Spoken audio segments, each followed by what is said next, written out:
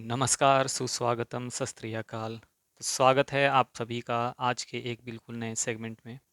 आज मैं चर्चा करूंगा आपसे सिविल सर्विसेज एग्जामिनेशन के विषय इतिहास के बारे में। जैसा कि आप सभी जानते हैं, इतिहास एक ऐसा विषय है जिसका सिलेबस बहुत ही बड़ा होने के साथ ही साथ अपने आप में कई विषयों को भी ये समेटे हुए हैं। कई बार ऐसा होता है कि इतिहास से निकले हुए प्रश्नों का प्रयोग पॉलिटिकल साइंस में, कई बार ऐसा होता है कि इतिहास के प्रश्नों का प्रयोग अर्थशास्त्र में भी किया जाता है।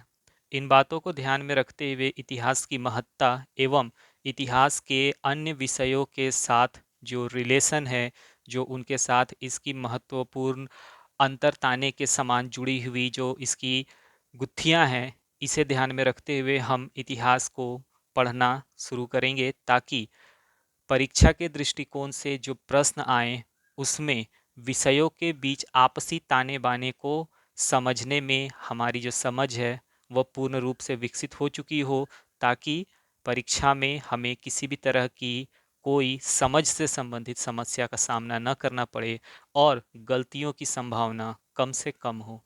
तो सबसे पहले मैं आपको इतिहास विषय के संबंध में बताना चाहूँगा।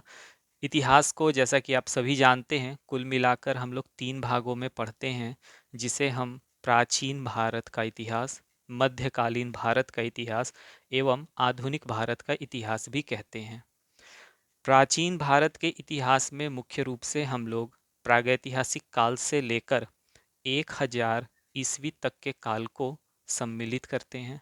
इसमें शुरुआत हमारी प्रागैतिहासिक काल से होती है और इसमें हम यह देखते हैं कि कैसे मनुष्य जंगल में रहने वाले एक जीव से विकसित होता हुआ एक सभ्यता को जन्म देता है, एक सभ्यता का आरंभ करता है और आगे चलकर इस सभ्यता से वह किस प्रकार साम्राज्य की ओर अग्रसर होता है।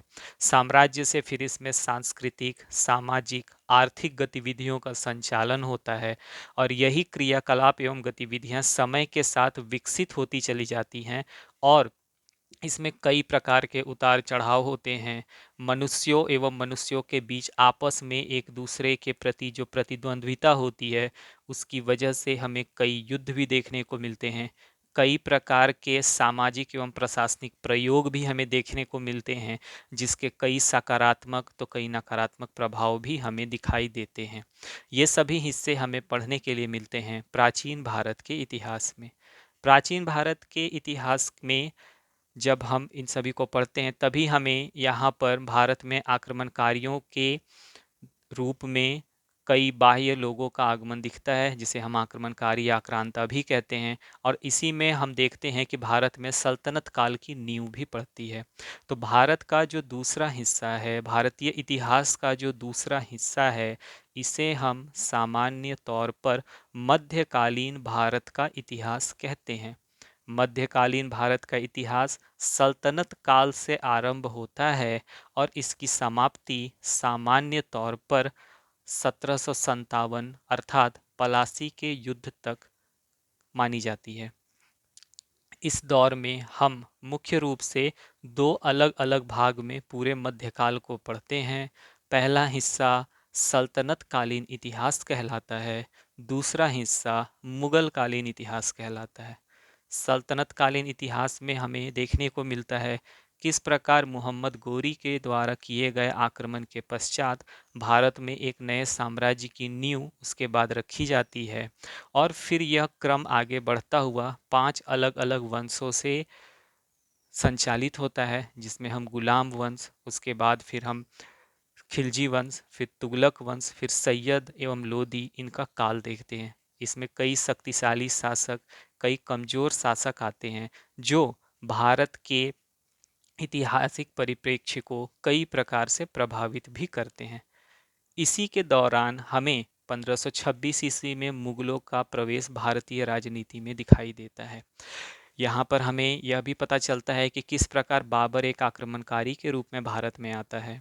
उसके बाद वह भारत में एक एक कर राज्यों को जीतता है और फिर भारत में मुगल साम्राज्य की स्थापना करने के साथ ही साथ भारत के एक विशाल भूभाग पर मुगल वंश शासन भी करता है, जिसकी शुरुआत बाबर के द्वारा की जाती है और आगे चलकर यह औरंगजेब के समय में अपने पराकाष्ठा पर पहुंच जाता है। औरंगजेब के बाद के जो शासक आते हैं वो अपने मुगल शासकों की तरह या पूर्व के मुगल शासकों की तरह अत्यधिक शक्तिशाली तो नहीं होते हैं, लेकिन ये साम्राज्य को संभालने की कोशिश जरूर करते हैं।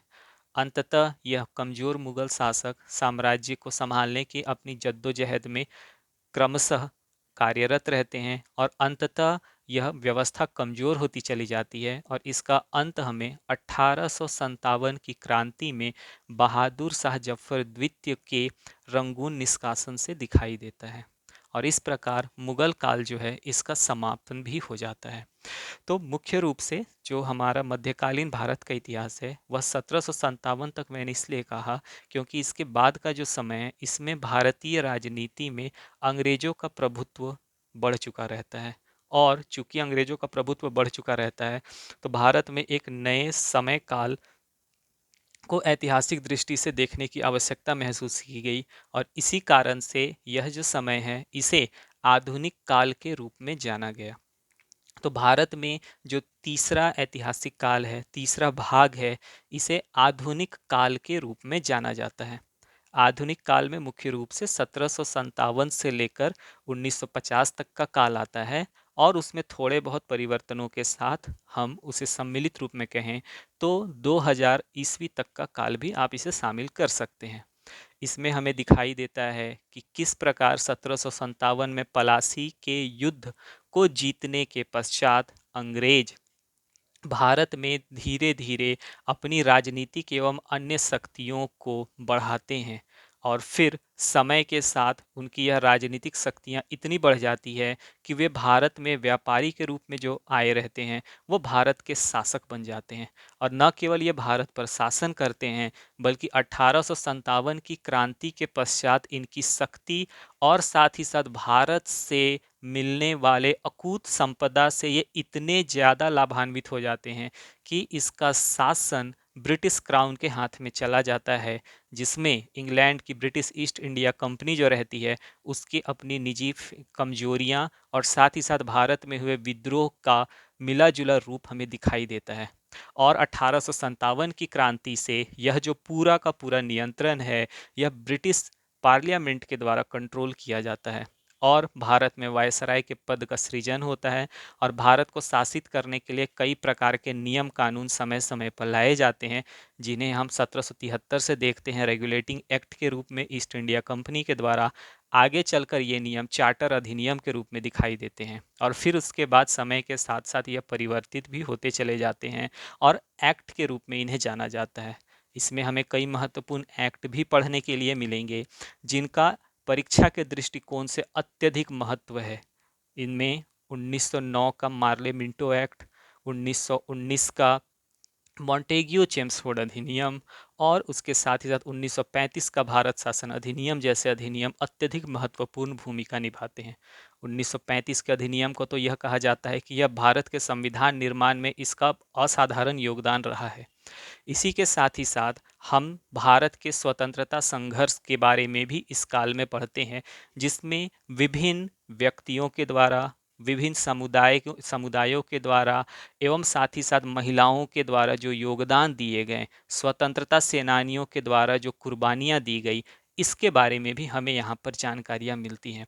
और निश्चित रूप से ये न केवल हमें हमारे देश के प्रति जानकारियाँ उपलब्ध कराते हैं बल्कि यह हमारे देश प्रेम के संदर्भ में भी बताते हैं कि किस प्रकार लोगों ने अपने परिवार, अपने जीवन को राष्ट्र को समर्पित किया, चाहे वो नेताजी सुभाष चंद्र बोस हों या फिर राजा राम मोहन रॉय जैसे समाज सुधारक हों, ईश्वर चंद्र विद्यासागर जैसे व्यक्ति हों, स्वामी विवेकानंद जैसे व्यक्ति हों जिन्होंने भारत के एक बिल्कुल नए रूप को विश्व के समक्ष प्रस्तुत किया, महात्मा गांधी जैसे महानुभाव हों या फिर पंडित जवाहरलाल नेहरू, सरदार वल्लभ भाई पटेल, चंद्रशेखर आजाद और भगत सिंह जैसे वीर हों। इन सभी ने अपने अपने स्तर से विभिन्न रूपों में असाधारण योगदान किया जो शायद ही कोई अपने दम पर कर सकता, लेकिन इन्होंने अपना सब कुछ त्याग दिया सिर्फ और सिर्फ राष्ट्र के लिए। तो इन सभी के बारे में भी हमें कई महत्वपूर्ण जानकारियाँ जो है यह आधुनिक भारत के इतिहास में पढ़ने को मिलेंगी। इसके बाद हम 1947 के पश्चात भारतीय संविधान के निर्माण की प्रक्रिया को भी पढ़ते हैं, जो भारतीय इतिहास का भी हिस्सा है। साथ ही साथ संविधान निर्माण की प्रक्रिया में यह पॉलिटिकल साइंस के जो विद्यार्थी हैं, राजनीति शास्त्र जो हम पढ़ते हैं, उसमें भी इसे हमें पढ़ना है। तो यह दो अलग अलग विषयों को यह जो हिस्सा है यह अपने में समेटे हुए है, तो इसकी महत्ता भी बहुत ज़्यादा बढ़ जाती है। साथ ही साथ इसके बाद हम देखते हैं भारत में किस प्रकार भारत के उत्थान के लिए पंचवर्षीय योजनाओं को अपनाया गया, इसने किस प्रकार भारत के उत्थान में, विकास में अपना महत्वपूर्ण योगदान दिया। इन सभी के बारे में हमें कई महत्वपूर्ण जानकारियाँ प्राप्त होती हैं। और आगे चलकर फिर भारत में एलपीजी, जिसे हम लिबरलाइजेशन, प्राइवेटाइजेशन और ग्लोबलाइजेशन कहते हैं, इन सभी के द्वारा हमें भारतीय इतिहास एवं भारत के आर्थिक उन्नति को भी समझने में महत्वपूर्ण जानकारियाँ मिलेंगी। तो इन्हीं के साथ मैं यहाँ पर यह कहना चाहूँगा कि ये कुछ बिंदु हैं जो मैंने बताने की कोशिश की इस छोटी सी वीडियो में। आशा करता हूँ आपको ये वीडियो पसंद आएगी।